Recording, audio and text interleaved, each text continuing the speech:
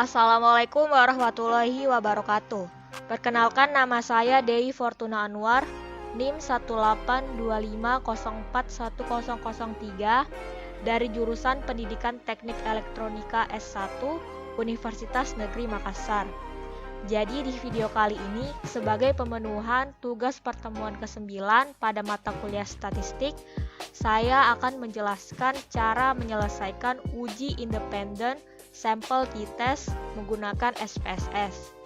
Nah, tidak perlu berlama-lama, saya akan langsung ke materinya. Nah, di sini sudah terdapat contoh soal dan juga datanya, yang dimana pada contoh kasus uji independen sampel t-test pada penelitian, sebagai contoh kita akan melakukan pengujian hipotesis komparatif untuk mengetahui apakah ada perbedaan rata-rata hasil belajar siswa pada kelompok A dengan kelompok B. Misalnya pada kelompok A guru menerapkan metode belajar dengan ceramah, sementara kelompok B guru menerapkan metode belajar dengan diskusi. Setelah itu, guru membagikan soal yang sama kepada masing-masing siswa yang ada pada kelompok tersebut. Adapun skor hasil belajar masing-masing siswa untuk kelompok A dan kelompok B dapat kita lihat pada gambar di bawah ini. Nah, ini adalah data hasil belajar kelompok A dan kelompok B. Diketahui pada kelompok A, siswa pertama itu mendapatkan hasil belajar sebesar 77,7, sedangkan pada kelompok B, siswa pertama itu mendapatkan hasil belajar sebesar 86,2, dan seterusnya. Kemudian di sini juga ada rumusan hipotesis penelitian komparatif, yaitu untuk mengetahui apakah ada perbedaan rata-rata hasil belajar siswa pada kelompok A dengan kelompok B, maka kita perlu membuat sebuah rumusan hipotesis atau dugaan penelitian sebagai berikut. Nah, jika HO itu tidak ada perbedaan rata-rata hasil belajar siswa antara kelompok A dengan kelompok B, sedangkan HA itu ada perbedaan rata-rata hasil belajar siswa antara kelompok A dengan kelompok B. Nah, selanjutnya itu ada dasar pengambilan keputusan uji independen sampel t-test. Sebelum menafsirkan hasil output SPSS, maka terlebih dahulu kita harus mengetahui dasar pengambilan keputusan dalam uji independen sampel t-test sebagai berikut. Nah, yang pertama itu, jika nilai seek to tell itu lebih besar daripada 0,05, maka H0 diterima dan HA ditolak, yang berarti tidak ada perbedaan rata-rata hasil belajar siswa antara kelompok A dengan kelompok B. Nah, yang kedua itu, jika nilai seek to tell itu lebih rendah daripada 0,05, maka H0 ditolak dan HA diterima, yang berarti ada perbedaan rata-rata hasil belajar antara kelompok A dengan kelompok B. Nah, kita langsung masuk ke cara penyelesaian menggunakan SPSS. Nah, setelah membuka program SPSS-nya, kita langsung masuk ke variable view-nya.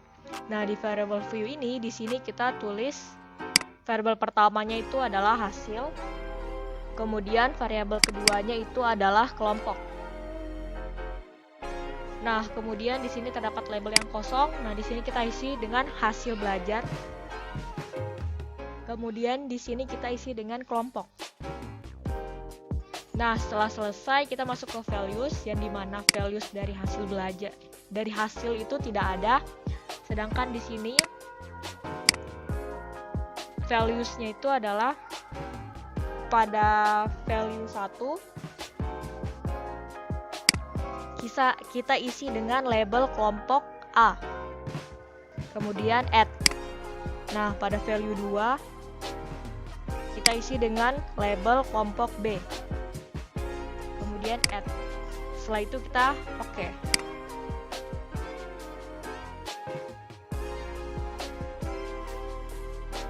Nah, setelah selesai, kita langsung move ke data view. Nah, di sini sudah ada dua variabel, yaitu variabel hasil dan kelompok.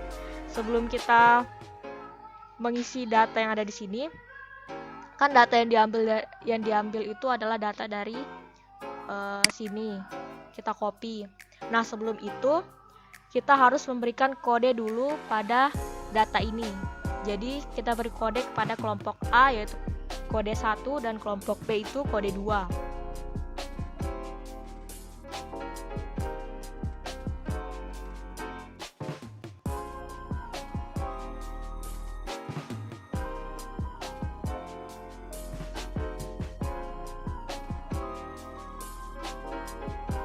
Nah, pada kelompok 1 ini kita isi dengan kode 1. Kemudian pada kelompok B ini kita isi dengan kode 2. Nah, setelah itu kita tinggal copy. Kemudian paste.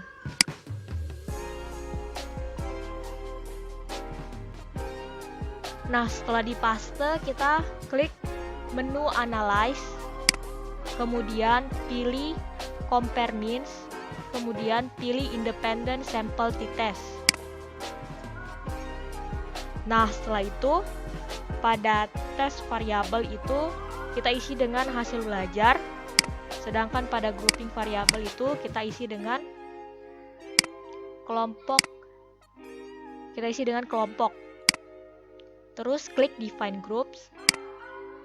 Nah, pada grup 1 itu kita isi dengan 1, kemudian pada grup 2 itu kita isi dengan 2. Kemudian Continue, klik OK. Nah, inilah hasil output dari SPSS dari data yang telah kita kerjakan tadi. Nah, di sini hasilnya terdapat 2 tabel, yang dimana ada tabel grup statistik dan juga tabel independent sample test. Nah, di tabel grup statistik ini diketahui jumlah data hasil belajar untuk kelompok A adalah sebanyak 6 orang, sedangkan untuk kelompok B sebanyak 5 orang. Kemudian nilai rata-rata hasil belajar siswa atau MIN untuk kelompok A itu adalah sebesar 77,817, sementara untuk kelompok B itu sebesar 87,240. Nah, itu artinya dengan demikian secara deskriptif statistik dapat disimpulkan adanya perbedaan rata-rata hasil belajar siswa antara kelompok A dengan kelompok B. Kemudian kita masuk ke independent sample test. Nah, di independent sample test ini berdasarkan output di atas itu diketahui nilai significance test for equality of variance itu adalah sebesar 0,738, yang dimana ini lebih besar daripada 0,05, maka dapat diartikan bahwa varians data antara kelompok A dengan kelompok B adalah homogen atau sama. Kemudian berdasarkan tabel output independent sample test di sini pada bagian equal variance assumes itu diketahui nilai sig to tel itu sebesar 0,039.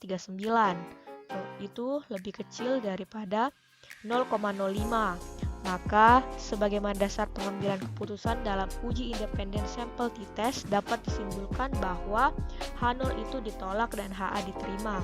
Dengan demikian, kesimpulannya itu adalah adanya perbedaan yang signifikan antara rata-rata hasil belajar siswa pada kelompok A dengan kelompok B. Kemudian, pada output di atas diketahui juga nilai mean difference adalah sebesar minus 9,4233. Nah, nilai ini itu menunjukkan selisih antara rata-rata hasil belajar siswa pada kelompok A dengan rata-rata hasil belajar siswa pada kelompok B, atau 77,817 dikurang 87,240, yang dimana hasilnya itu adalah minus 9,4233, dan selisih perbedaan tersebut adalah minus 8,2347 sampai minus 0,6120 atau 95% confidence interval of the difference lower upper.